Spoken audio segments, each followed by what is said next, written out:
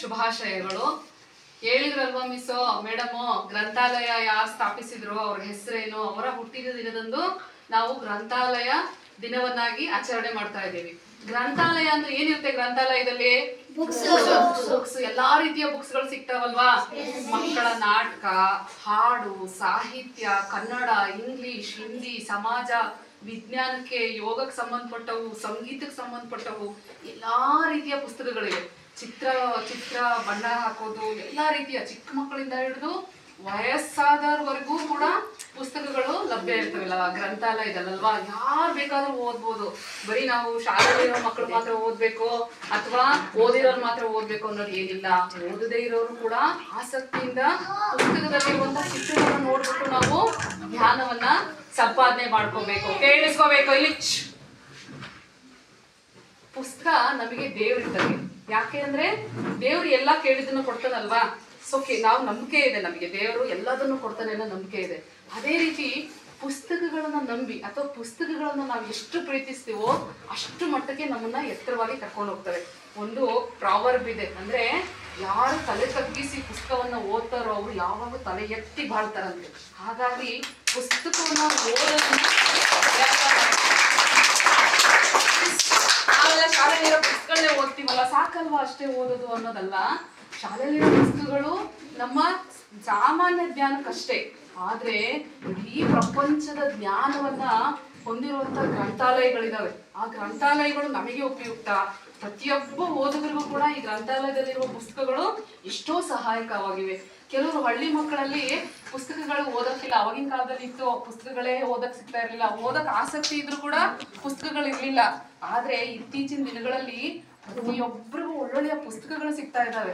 So ಆ ಪುಸ್ತಕಗಳನ್ನ ಓದಿ ಎಷ್ಟೋ ಜ್ಞಾನಾರ್ಜನೆನ ತಗೊಂಡು ಹಳ್ಳಿಲಿರೋ ಮಕ್ಕಳು ಎಂತೆಂತ ಕೆಲಸ ತಗೊಂಡಿದ್ದಾರೆ ಗೊತ್ತಾ? IAS, IPS ಕೂಡ ಆಗಿದ್ದಾರೆ ಗ್ರಂಥಾಲಯದ ಪುಸ್ತಕಗಳನ್ನ ಓದಿ. ಸೊ ಹಾಗಾಗಿ ಪುಸ್ತಕಗಳನ್ನ ಓದುವ ಹವ್ಯಾಸನ ಬೆಳೆಸ್ಕೋಬೇಕು ನಾವು, ಆಯ್ತಾ? ನಾವು ಇಲ್ಲಿ ನೋಡಿ, ತಂದೆ ತಾಯಿ ಏನ್ ಮಾಡ್ತಾರೆ, ನಮ್ಮ ಮಕ್ಕಳು ಚೆನ್ನಾಗಿರ್ಬೇಕು ಅಂತ ಚೆನ್ನಾಗಿ ಆಸ್ತಿ ಮಾಡಿರ್ತಾರೆ ಅಲ್ವಾ? ನನ್ನ ಮಗನಿಗೆ 1-2 ಎಕರೆ ಹೊಲ ಮಾಡೋಣ, ಇಲ್ಲ ಆಸ್ತಿ ಬಂಗಾರ ಮಾಡೋಣ, ಇನ್ನೇನೋ ಮಾಡೋಣ, ನನ್ನ ಮಗ ಚೆನ್ನಾಗಿ ಬದುಕ್ತಾನೆ, ಮನೆ ಮಾಡೋಣ, ಬಿಲ್ಡಿಂಗ್ ಕಟ್ಟೋಣ ಅಂತ ಏನೋ ಇರುತ್ತೆ ಅಲ್ವಾ? ಆದ್ರೆ ನಾವ್ ಅಂದ್ಕೋಬೇಕು, ನಿಜವಾದ ಪುಸ್ತಕ ಜ್ಞಾನವನ್ನು ಹೊಂದಿರೋ ಮಾತ್ರ ನಿಜವಾದ ಆಸ್ತಿಯನ್ನು ಹೊಂದಿರ್ತಾರೆ ಅಂತ ಅರ್ಥ, ಆಯ್ತಾ? ಪುಸ್ತಕ ನಿಜವಾದ ಆಸ್ತಿ.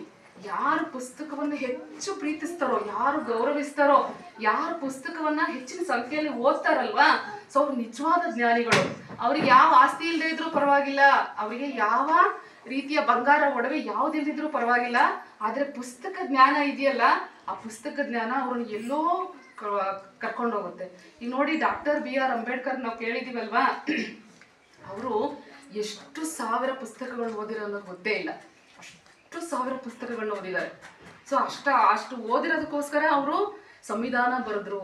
ಆಮೇಲೆ ನಿಮ್ಮೆಲ್ಲರಿಗೂ ಅನುಕೂಲ ಆಗುವಂತಹ ಸಂವಿಧಾನನ ರಚನೆ ಮಾಡಿದ್ರು. ಸೊ ನಾವು ಈಗಲೂ ಅವ್ರನ್ನ ಗೌರವಿಸ್ತೀವಿ ಅಲ್ವಾ, ಪೂಜಿಸ್ತೀವಲ್ವಾ? ಸೊ ಆಗಿನ ಕಾಲದಲ್ಲಿ ಪುಸ್ತಕಗಳು ಸಿಗ್ತಾನೆ ಇರಲಿಲ್ಲ, ಬರೀ ಶಾಲೆಗಳಲ್ಲಿ ಮಾತ್ರ ಪುಸ್ತಕಗಳು ಲಭ್ಯ ಇರ್ತಾ ಇದ್ವು. ಆದ್ರೆ ಜ್ಞಾನ ಬರೀ ಮಕ್ಕಳಿಗೆ ಮಾತ್ರ ಅಲ್ಲ, ಪ್ರತಿಯೊಬ್ಬ ಅನಕ್ಷರಸ್ಥರಿಗೂ ಕೂಡ ಪುಸ್ತಕ ಸಿಗಬೇಕು ಅನ್ನೋ ಕಾರಣಕ್ಕಾಗಿ ಈ ಗ್ರಂಥಾಲಯನ ಈ ರಂಗನಾಥ್ ಅವರು ತೆರೆದಿದ್ದು ಎಷ್ಟೋ ಜನಕ್ಕೆ ಉಪಯುಕ್ತ ಆಯ್ತು ಅಲ್ವಾ? ಒಬ್ಬ ಅನಕ್ಷರಸ್ಥನೂ ಕೂಡ ಬಂದು ಈ ಪುಸ್ತಕದ ಜ್ಞಾನವನ್ನ ಹೊಂದಲಿ, ಹಳ್ಳಿಗಳಿಗೂ ಕೂಡ ಈ ಗ್ರಂಥಾಲಯದ ವ್ಯವಸ್ಥೆಯನ್ನ ಮಾಡಿಕೊಟ್ರು. ಅವ್ರು ಮಾಡಿ ಕೊಡದೇ ಹೋಗಿದ್ರೆ ಬರೀ ಶಾಲೆ ಮಕ್ಕಳು ಮಾತ್ರ ಓದ್ಬೇಕಾಗಿತ್ತು ಪುಸ್ತಕನ ಅಲ್ವಾ? ಸೊ ಹಾಗಾಗಿ ಅವರನ್ನ ಇವತ್ತು ನಾವು ಸ್ಮರಿಸ್ತಾ, ಆ ಪುಸ್ತಕಗಳ ಬಗ್ಗೆ ಪ್ರೀತಿಯನ್ನ ಬೆಳೆಸ್ಕೊಳ್ತಾ, ಆ ಪುಸ್ತಕಗಳು ನಮ್ಮ ಆಸ್ತಿಯನ್ನಾಗಿ ಮಾಡಿಕೊಂಡು ನಾವು ಒಬ್ಬ ಗೌರವಾನ್ವಿತ ವ್ಯಕ್ತಿಗಳಾಗೋಣ ಅಲ್ವಾ? ನಮ್ಮನ್ನು ಒಂದ್ ದಿವಸ ಈ ರೀತಿ ಫೋಟೋ ಇಟ್ಟು ಪೂಜೆ ಮಾಡಂಗಾಗ್ಬೇಕು. ಯಾಕೆ ಹೇಳೋ? ಚೆನ್ನಾಗಿ ಓದ್ಬಿಟ್ಟು ನಾವು ಏನು IAS, IPS, ಇನ್ನೊಬ್ಬ ಅಧಿಕಾರಿನೋ ಆಗ್ಬೇಕಲ್ವಾ? ಹಾಗಾಗಿ ಪುಸ್ತಕನ ಪ್ರೀತಿಸೋದು ಕಲ್ತ್ಕೊಳ್ಳಿ, ಪುಸ್ತಕನ ಓದೋದು ಕಲ್ತ್ಕೊಳ್ಳಿ. 1-2 ದಿನ ಪುಸ್ತಕ ಓದೋದು ಬೇಜಾರಾಗುತ್ತೆ. ಇದೇನ್ ಕತೆ, ಇದೇನ್ ನಾಟಕ, ಇದೇನ್ ಸಾಹಿತ್ಯ, ಇದೇನ್ ಹಾಡು, ಇದೇನ್ ಚಿತ್ರ ಅನ್ಸುತ್ತೆ. ಆದ್ರೆ ಓದ್ತಾ ಓದ್ತಾ ಓದ್ತಾ ಓದ್ತಾ ನೀವು ಒಳಗೋಗ್ಬಿಟ್ರೆ ನಿಮ್ಗೆ ಯಾವ ಸುಖ ಸಂತೋಷನೂ ಬೇಡ. ಪುಸ್ತಕ ಅಷ್ಟು ಸಂತೋಷ ಕೊಡುತ್ತೆ, ಪುಸ್ತಕ ಅಷ್ಟು ನೆಮ್ಮದಿಯನ್ನ ಕೊಡುತ್ತೆ, ಯಾರು ಬೇಡ ಅನ್ಸ್ಬಿಡುತ್ತೆ. ಕಷ್ಟಗಳು ಎಷ್ಟೇ ಬಂದ್ರೂ ಕೂಡ ಪುಸ್ತಕವನ್ನು ನೀವು ಓದೋದನ್ನ ಕಲ್ತ್ಕೊಳ್ಳಿ, ನಿಮ್ಗೆ ಯಾವ ಕಷ್ಟಗಳು ನಿಮಗೆ ದೊಡ್ಡದು ಅನ್ಸಲ್ಲ. ಪ್ರತಿಯೊಂದಕ್ಕೂ ಪರಿಹಾರನ ಪುಸ್ತಕ ಒದಗಿಸ್ಕೊಡುತ್ತೆ. ನೀವು ದೊಡ್ಡದಾಗಿ ಬೆಳೀತಾ ಹೋಗ್ತಾ ನಿಮಗೆ ನಿಮ್ಮ ಅಭಿರುಚಿಗೆ ತಕ್ಕಂತಹ ಪುಸ್ತಕಗಳು ಸಿಗ್ತವೆ. ಈ ಮೊಬೈಲಲ್ಲೂ ಕೂಡ ಪುಸ್ತಕಗಳು, ಗ್ರಂಥಾಲಯಗಳು ಲಭ್ಯ ಇದ್ದಾವೆ.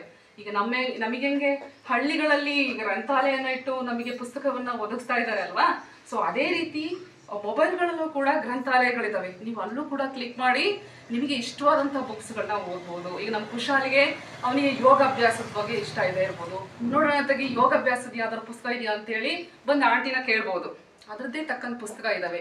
ನಮ್ಮ ದೀಕ್ಷಿತಿಗೆ ಯಾವುದೋ ನಾಟಕದ ಬಗ್ಗೆ ಇಂಟ್ರೆಸ್ಟ್ ಇರುತ್ತೆ, ಸೊ ಅದ್ರ ಬಗ್ಗೆ ಏನಾದ್ರು ಪುಸ್ತಕ ಓದೋಣ ಆಂಟಿ ಇದೆಯಾ ಅಂತ ಕೇಳಿ ನೋಡು. ನಾಟಕದ ಬಗ್ಗೆ ಕೂಡ ಪುಸ್ತಕಗಳು ಲಭ್ಯ ಇದೆ. ಯಾರಿಗೆ ಯಾವ ಆಸಕ್ತಿ ಇಷ್ಟ ಇದೆಯೋ ಅದೇ ಥರದ ಪುಸ್ತಕಗಳು ಕೂಡ ಗ್ರಂಥಾಲಯದಲ್ಲಿ ಲಭ್ಯ ಇರ್ತವೆ. ಸೊ ನಾವು ಅದನ್ನು ಬಳಸ್ಕೋಬಹುದು. ನಿಮಗೆ ಮೊಬೈಲ್ ಆಪ್ರೇಟ್ ಮಾಡೋಕ್ಕಾಗಲ್ಲ, ಬೇಡ ನಾನು ಅಲ್ಲಿ ಹೋಗಲ್ಲ, ನಾನು ಇಲ್ಲೇ ಓದ್ತೀನಿ ಅಂದರೆ ನೀವು ಇಲ್ಲೇ ಬಂದು ಕೇಳಿ. ನಿಮಗೆ ಇಷ್ಟವಾದ ರಂಗೋಲಿ ಚಿತ್ರಗಳು ಕೂಡ ಇದ್ದಾವೆ, ಬುಕ್ಸ್ಗಳಿದ್ದಾವೆ. ಆಮೇಲೆ ಚಿತ್ರಪಟಗಳು, ನೀವು ಬಣ್ಣ ಹಚ್ಚುವಂಥ ಪುಸ್ತಕಗಳು ಪ್ರತಿಯೊಂದು ಲಭ್ಯ ಇದ್ದಾವೆ. ಸೊ ಹಾಗಾಗಿ ಪುಸ್ತಕದ ಬಗ್ಗೆ ಪ್ರೀತಿನ ಬೆಳೆಸ್ಕೊಳ್ಳಿ, ಪುಸ್ತಕದ ಬಗ್ಗೆ ಗೌರವವನ್ನು ಉಳಿಸ್ಕೊಳ್ಳಿ ಅಂತ ಹೇಳ್ತಾ ನನ್ನ ಮಾತನ್ನು ಮುಗಿಸ್ತೀನಿ.